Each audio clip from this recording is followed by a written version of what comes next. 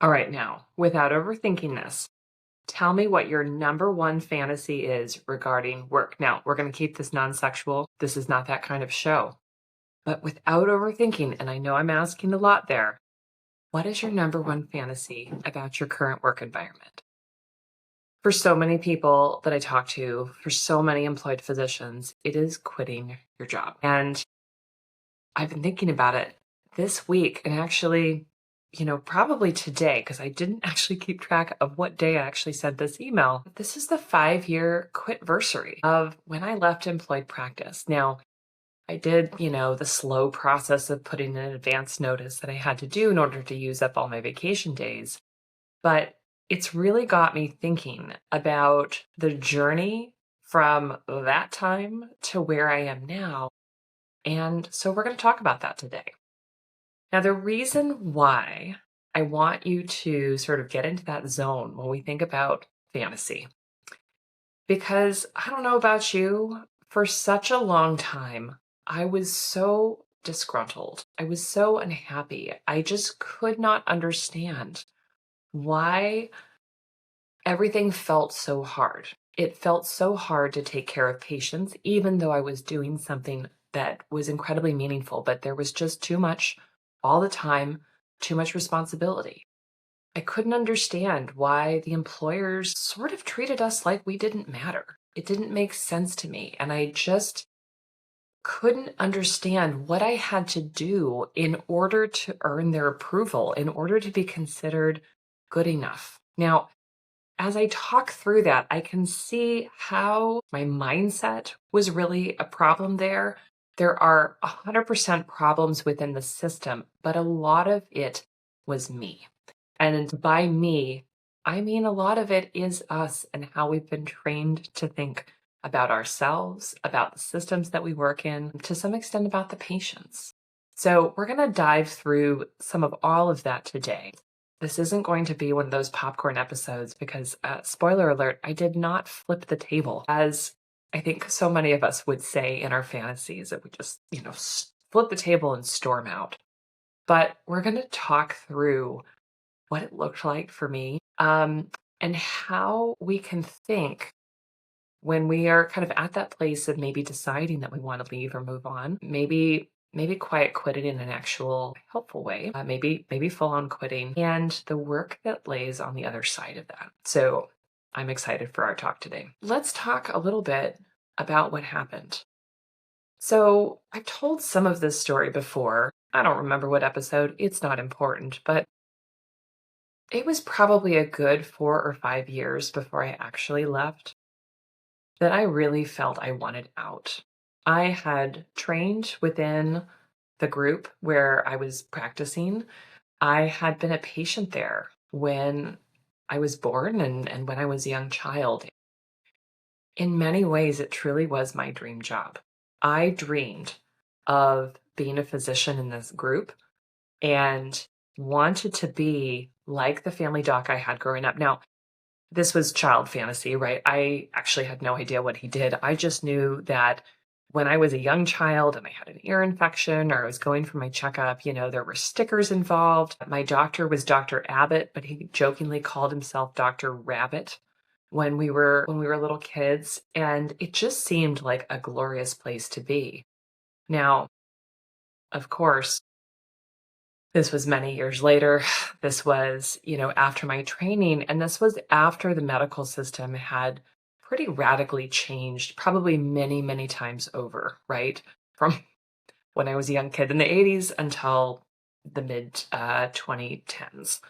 But I found myself wanting to leave for a long time. I was constantly sort of looking online for what job opportunities were in my community. I knew we weren't going to move unless my husband needed to move because he's one of those crazy sort of very specialty sort of people. I'm family med. I can get a job anywhere, right? But, I constantly was sort of looking at other positions, and everything I looked at just looked like more of the same. I had this sense of, well, I can change locations, but ultimately it's going to be the same. I'm going to be overworked wherever I go. I'm going to be ultimately unhappy wherever I go. Didn't really make much progress. And I absolutely felt obligated to stay. Sometimes that was obligated to continue taking care of my patients, especially as I saw many of my colleagues leave, right? And so patients were left without the doctors that they had loved. And, I took on probably more than my fair share of those because they had felt abandoned.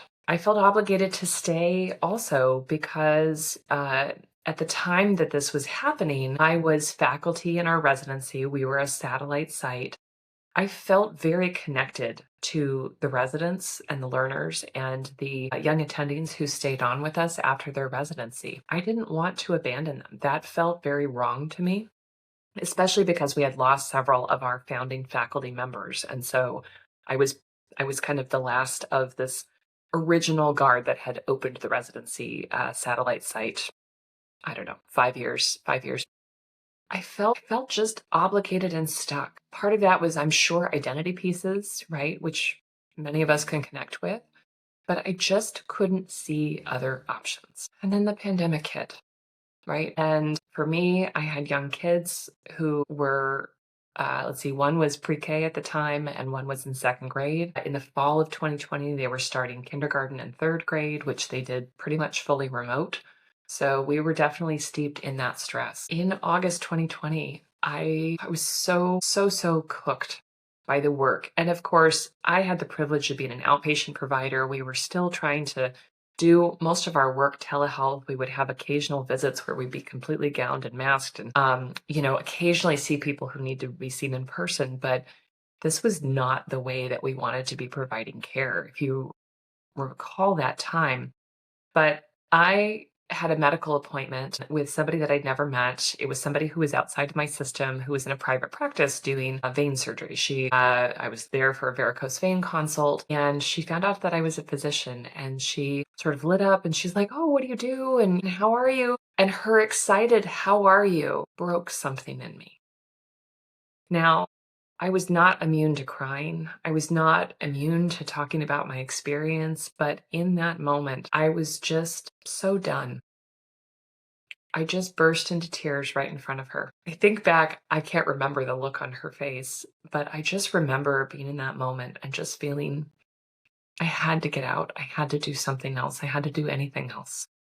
Her immediate solution was, "You could come work here," right? She had her own practice. And that second thought that I could go work there, that's the point for me where I was like, clearly I have to go, because I could imagine something different. I could imagine some other reality where I would get to use my skills in a different place. I would get to take care of people in a clinic that really was truly beautiful. I haven't been there in a few years, but she had very carefully decorated the place. It was gorgeous. Something changed that day. And I'll tell you, that led me to a journey where I ended up getting board certified in obesity medicine, which I had been, kind of hemming and hawing about for multiple years. But that was absolutely helped by the pandemic because everything had gone online. I could do all the training online. I could do my test online. And so I made a plan. That plan involved completing the CME required to sit for the obesity medicine certification boards, which I took in February of 2021. It included making a plan with my husband that we were going to switch all of the benefits, which were primarily on my plan, over to his plan at open enrollment. It included some fantasizing about what I was going to do afterwards. And I had a plan. It didn't end up coming to pass, but I had a plan of how would I make things work on the other side. And so fast forward, February 2021, I took my obesity medicine certification boards. I found out that I had passed sometime in March, and I was ready. I was ready to send in my letter of resignation, and I had it all drafted. I will tell you that I paused sending it because we found out that we had one final retention bonus check that was coming from the organization that had bought my organization. And I said, you know what? This resignation can wait a week. And that was our decision. No regrets on that one because it did not matter. But I'm also glad that before sending that email, which felt very incredibly consequential for me, kind of that, that dread of can I press go sort of feeling. I was so glad that my friends had let me know, just so you know, when you resign, do not expect that they are going to show regret. Do not expect that they will apologize for anything that has happened to you. Do not expect they will ask you to stay, to change your mind. And it's really important that we know those kinds of things before we do that, because I was very clear that I didn't need that. Of course, I wanted that, right? That's ego. That's normal. I wanted it. But I didn't need that because I had made a decision that was in alignment with what I believed that it was true for me in the moment. And frankly, I'd already started to do some work on changing the way that I thought and felt, and I was still clear on my decision. I could feel better. I could feel better. I'd started some coaching work, receiving coaching. I knew that I could feel better than the way that I had been feeling. I felt that shift mentally. And I didn't want to take it all the way and do the work to try and feel better where I was. I wanted to do the work. I wanted to change the way I thought and felt. And I did not want to stay. Now, I had referenced earlier quiet quitting. And what I mean here is this. There might be an instance where you decide that you are going to quit believing that you will get your self-worth from your employer, that you will be made to feel valuable by the work that you do just by showing up and working as hard as you can. We are trained to be people pleasers. We are trained to be hardworking professionals who put others first. That is literally our job that we do day in and day out. And many of us would like to pour all that we have into that with the belief that our employers will back us up on the other side. Now, typically, they will back us up when it comes to malpractice, right? If we have done due diligence and they've got their fancy lawyers behind us, they will back us up when something bad happens that we clearly were not acting maliciously, right? That's not what I'm talking about here. I am talking about, do they have your back when you're really struggling? Do they make intentional changes that help to support the lives of physicians and the people working in the healthcare space? Those are the things that we're looking for. We're looking for validation. We're looking to feel like we're doing a great job. And so often, because of the way that healthcare systems are set up, they benefit from you continuing to feel like you're not good enough. I'm sure that there are exceptions to that. I'm sure as well that there are many physicians who don't struggle with that. They don't go into medicine believing that medicine is where they're going to get their self-worth from. They don't believe that if they just keep hustling, that eventually something will feel better, right? There are those who are not people pleasers, that are not perfectionists, who are able to more emotionally disconnect, to not be ego driven in that way.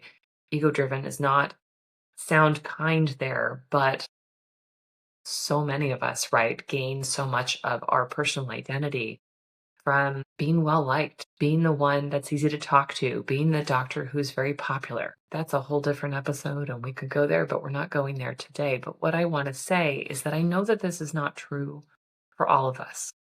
But I also know that there is an incredibly large amount of physicians out there. And I'm going to say it's probably primarily female physicians who have this extra acculturation piece of how we've been raised socially as women to put everyone else's needs above our own, and how we've been raised in medicine to feel like we're still earning our place, that we're still trying to be good enough to keep up with the men. Right? There's still that bias there, and that comes from us. It comes from hierarchy within medicine for sure. It also comes from patients sometimes, right? Why do they feel they can ask more questions of female physicians? Female physicians get more questions from patients.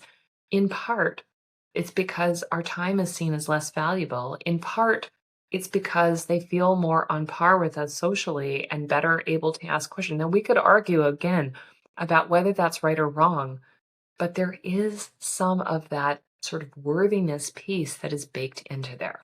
I would argue that it makes for better care. The better care that we provide is because we can have better conversations with our patients, that we can be more thorough, that we can give proper informed consent and really talk through pros and cons and what we know and what we don't know, regardless of your gender, regardless of the gender of the patient, right? And yet, patriarchy, hierarchy, right? Those are all part of the puzzle. What I want to say though is that some people's journey in the quitting might be that they are unsubscribing from some of these beliefs and doing the work without actually changing their job. Again, I shared that that was not for me. Maybe you're in a different situation than I was. Maybe you don't feel like you can leave, but you can recognize in my words as we talk about this, I am ready for a mindset change. I do want to think differently about this, right? That is possible, my friends, and it takes the same work, whether you're staying in a job or leaving a job, whether you're on your own or you're not. The work of unsubscribing from these beliefs, unsubscribing for the thought pattern is there for us no matter what we are going to do. After I had sent that email, I got a pretty dispassionate email back. It was not unkind, it was not rude, but it was from HR, right? Because I had sent the message, I believe, to my boss. I can't remember. I don't think I sent it to HR, but obviously he had forwarded it on. And HR, wrote this polite, but, pretty dispassionate response of, okay, well, we're sorry to hear that. And here's all the information you need to know from the human resources side. I gave a 3-month notice because, again, that's what was required in order for me to, be able to get paid back, I believe, all the PTO that I had accumulated that I hadn't used. I can't remember what all that looked like, right? But there was an intention behind that. Everything was set up. And from there, I started the process of emotionally detaching from what I was doing. Now, I'm happy to say that the journey between the resignation letter and actually leaving was not unpleasant. It was a pretty peaceful time. It was a pretty reflective time. And to be honest, I remember that time pretty fondly. My colleagues were sad, of course, and yet they were not rude. They were not mean. I had emotionally prepared for that because I don't know, we do, right? But they were incredibly hopeful and thoughtful and kind. My patients were sad, and yet they also, nearly all of them, respected that I was struggling and ready to move on to something else. And they wished me well. And that made a huge difference. I did, of course, have one patient. And of course, I can still remember who it was who thought I was being selfish. And I can now see, of course, how that's really about her. And she is allowed to have her opinion. It's totally valid. But at the time, of course, it felt very emotionally charged. And again, that is part of our own mindset. That is part of our own training and acculturation. And it's something to know. It's something to prepare for if you're going through this process, right? Because it is part of the story why people stay. When I talk to employed physicians who tell me that they're miserable, tell me that they'd like to go and do anything else, that they would like to maybe open their own practice, maybe they'd like to quit medicine altogether. The common fantasy of we're going to be a barista and, be able to just have an easier life. Part of what keeps us, right, is worry about our patients, worrying about what they're going to think of us, worrying about who's going to take care of them. These are very real concerns. We are caring humans. We come to this work and we end up in this place because we are caring humans. Again, there might be some physicians, this is not a big deal. They're not listening to the podcast. They are not you. They are not me. That's okay. But let me tell you what has happened since that time. So my last day was the end of June in 2021. I very smartly we planned a 2-week trip to go visit my mother-in-law because all of a sudden I didn't have to ask anyone permission to be out of town for 2 weeks. I'll tell you, that trip was a little bit fraught. I ended up filing for a scam, which I'm not proud of. My husband got into a huge fight with my sister-in-law, and the fallout has persisted. It was not the best trip, and I didn't sleep that well. And yet, my intention behind it was to show myself that I could take that longer trip, and that we would be fine, right? There was no school, the kids were out, there was no employer to be beholden. I didn't have to ask permission. And I knew that I needed to be distracted and not able to be in my house in my normal routine on that first day of not working after leaving my job. And I would highly recommend that path to anybody who's considering this. But more importantly, since that time, I have been able to explore and find so much of where I'm at today. I got coaching certification, which I intended to use in a different way than I've used it, and I have no regrets about that. I took some real time off. Somebody that I know had jokingly referred to a time between her jobs as a poorly paid sabbatical. This was definitely a poorly paid sabbatical. I was doing still some clinical work on a part-time basis, and it was independent contractor worker. It was very hit or miss, so there wasn't that much of it, and that was totally fine. It was totally fine. I'm grateful that I didn't financially need to work. My husband's salary and the way that we'd set things up was okay for us not working. I know that not everybody's in that bucket, but I am grateful. I'm grateful that that was part of my experience. Eventually, I landed in the clinic that I'm currently in as an independent contractor. And that was a real big switch for me because we're talking about leaving a large multi specialty employed practice where people stayed for 30 years. When I started that journey, of course, that was not the path that people were on when I left, but stepping into a small private practice with no specialists, no nurses, a pretty skeletal staff that, was well functioning, but with the clear expectation that I would be starting to practice on my own, that I would be sort of plugging into their system, but I was responsible for growing my panel. I was responsible for how I wanted to schedule patients and limited to some extent because we, had a small number of exam rooms, but responsible for answering calls on my patients after hours. It was a very different setup. And I had no idea what I was walking into. But the ability to try things, the ability to explore things. This podcast was born about a year after I had resigned. I've participated in a lot of group coaching as a participant. I've led group coaching, I've led individual one on one coaching. Um, Picked up expert witness work. I have been able to do an incredible amount of things and try and explore different things. And it's made me more of who I am today. It's made me more excited about opportunities that we can have with our degrees. It's given me so much more insight into the myriad possibilities that we can do personally and professionally. We are not the same when we go through this. But it starts with deciding that you are going to unsubscribe from the thoughts and beliefs that you have when you are thinking about who you are and what you owe in response to medicine, in response to your employer, to yourself. The journey of unlearning whatever thoughts and beliefs you carried about what you need to be doing, especially I think there's just no excuse. There's no decoupling. If you are in employed practice, if you are in modern medicine, the chances are extremely high that you've had some flavor of this experience where you're constantly under someone else's thumb in terms of what time you work, where you work, how often you work, and whether or not you can change the hours that you work, whether or not you can change the circumstances, whether you're in the OR on labor and delivery, doing procedures, not doing procedures, I'm seeing this type of patient or that type of patient, right? Those autonomy pieces are often not there when you're in employed practice. The ability to take vacations or paid leave or go to conferences, all of these things are generally dictated from the top down. And we're constantly fed this message that, well, if you really cared about patients, well, your patient needs something. And obviously that can only come from you, right? An incredibly high degree of responsibility.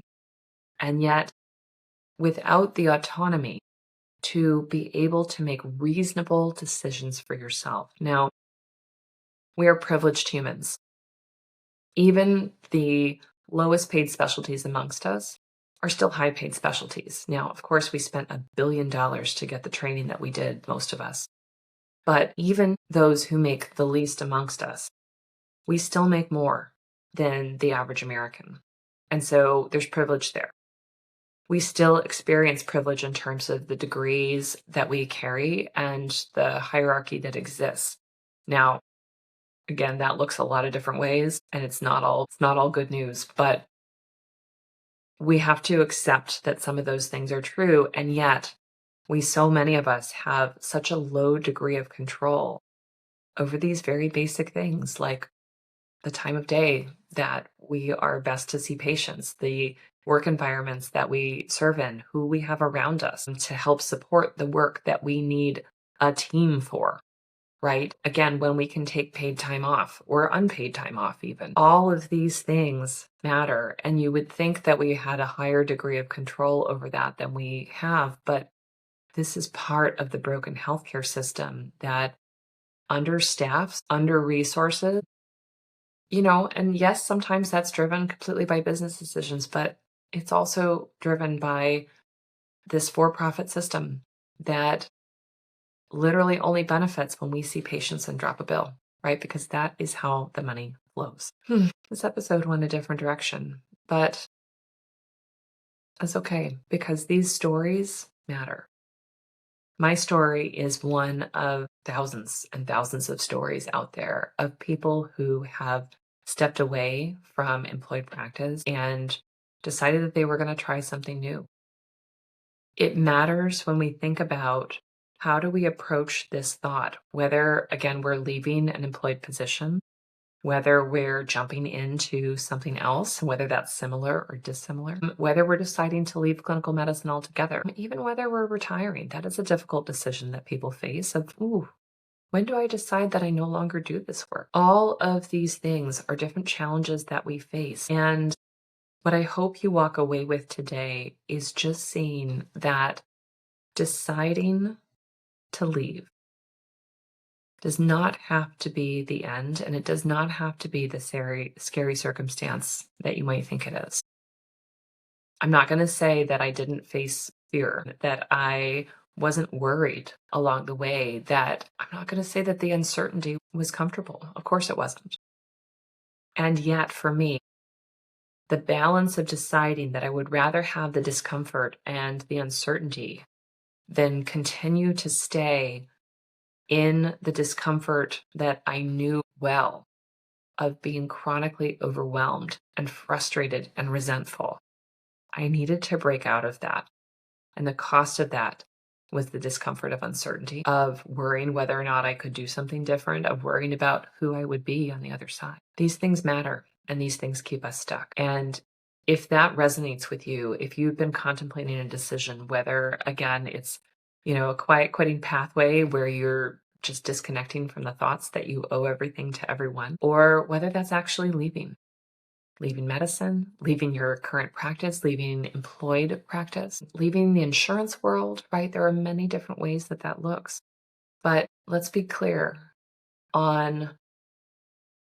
we are leaving the certainty of the feelings that we've had that are driven by the thoughts and beliefs that we've carried with us for a long time. That's what we're leaving behind. And on the other side, we have the opportunity to think new thoughts, to create new beliefs, to have new experiences, whether that's in medicine or outside of medicine. That is what we can gain, but it will take first making the uncomfortable decision that I can't stay in this place. Again, this place might be a particular job. This place might be a particular relationship. This place might be just the belief that I have to continue to hustle for the approval from other people. My friends, I'm going to wrap up there. I had other things that I was going to talk about today, but you know what? We're going to talk about that next week. We're gonna expand the theme of lessons learned on the other side of my quitversary, or actually, well, just quitting. I don't know. I'm having my quitversary right now. All right, my friends. Again, we're stopping there, but this is not the end of the journey. It's not for me, and it's not for you. And I hope you'll come back next week. Until that time, my best to you, and take care.